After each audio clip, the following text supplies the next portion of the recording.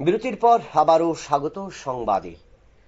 উত্তর জেলার ধর্মনগরের বিবেকানন্দ সার্ধ শতবার্ষিকী ভবনে সোমবার ত্রিপুরা সরকারের তথ্য ও সংস্কৃতি দপ্তরের উদ্যোগে উদযাপিত হল মাতৃভাষা সুরক্ষা দিবস। শহীদ বেদিতে পুষ্পার্ঘ্য নিবেদনের মধ্য দিয়ে অনুষ্ঠানের শুভ সূচনা হয়। উপস্থিত ছিলেন ধর্মনগরের বিশিষ্ট রাজনৈতিক এবং সাংস্কৃতিক ব্যক্তিত্বরা। অনুষ্ঠানের উদ্বোধন করলেন ধর্মনগরের বিধায়ক তথা ত্রিপুরা বিধানসভার অধ্যক্ষ বিশ্ববন্ধু সেন।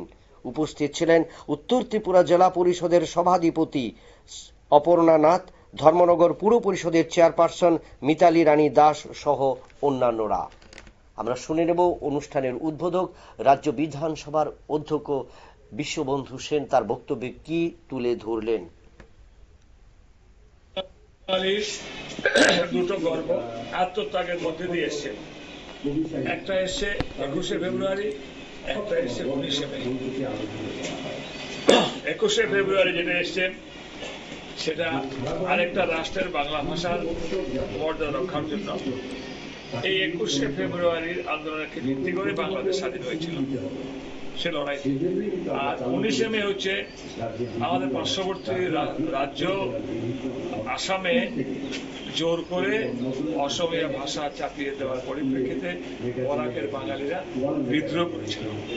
সেই 1961 সালে বিদ্রোহ করার পরিপ্রেক্ষিতে তীব্র আন্দোলনের পরিপ্রেক্ষিতে গুলি চালানো হয়, 11 জন শহীদ হন। পরবর্তী সময় আবার কয়েক বছর পরে আবার করিমগঞ্জ কলেজে আন্দোলন শুরু হয়। আসাম থেকে ডিক্লেয়ার করা হয় ইউনিভার্সিটিতে অসমীয়া ভাষা পড়াশোনা করা হবে।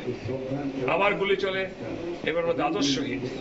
এর কয়েক বছর পরে তখন ওই যে 61 সালে আন্দোলনে শহীদ হয়েছিলেন 11 জন, এবার দ্বাদশ শহীদ। কয়েক বছর পরে আবার এরকম অনুরূপ ঘোষণাতে আবার তীব্র আন্দোলন বরাক উপত্যকায়, এবার 2 জন গুলি খেয়ে মরলেন। এবার চতুর্দশ শহীদ হন। তাদের স্মৃতির উপর ভিত্তি করে আমরা 19শে মে পালন করি। 21শে ফেব্রুয়ারির মতোই দুটোই বাঙালির আত্মমর্যাদা, মাতৃভাষার জন্য লড়াই। মাতৃভাষা মানে মায়ের ভাষা, আমাদের একটা সেন্টিমেন্ট।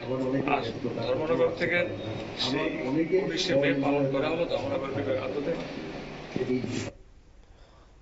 এই মাতৃভাষা দিবস উপলক্ষে তথ্য সংস্কৃতি দপ্তরের উদ্যোগে যে অনুষ্ঠান, সেই অনুষ্ঠানে বিভিন্ন বিভাগের ছেলেমেয়েরা সাংস্কৃতিক প্রতিযোগিতায় অংশগ্রহণ করে এবং সেই সমস্ত সাংস্কৃতিক প্রতিযোগিতায় শিশু শিল্পীদের হাতেও পুরস্কার তুলে দেন অনুষ্ঠানের উপস্থিত অতিথিরা। ব্যাপক সাড়া জাগিয়ে কিন্তু এই ধর্মনগরের বিবেকানন্দ সার্ধ শতবর্ষ হল ঘরে কিন্তু অনুষ্ঠিত হয় তথ্য ও সংস্কৃতি দপ্তরের উদ্যোগে এই অনুষ্ঠান। নিয়ে নিচ্ছি আবারও একটা ছোট্ট বিজ্ঞাপন বিরতি, সঙ্গে থাকুন।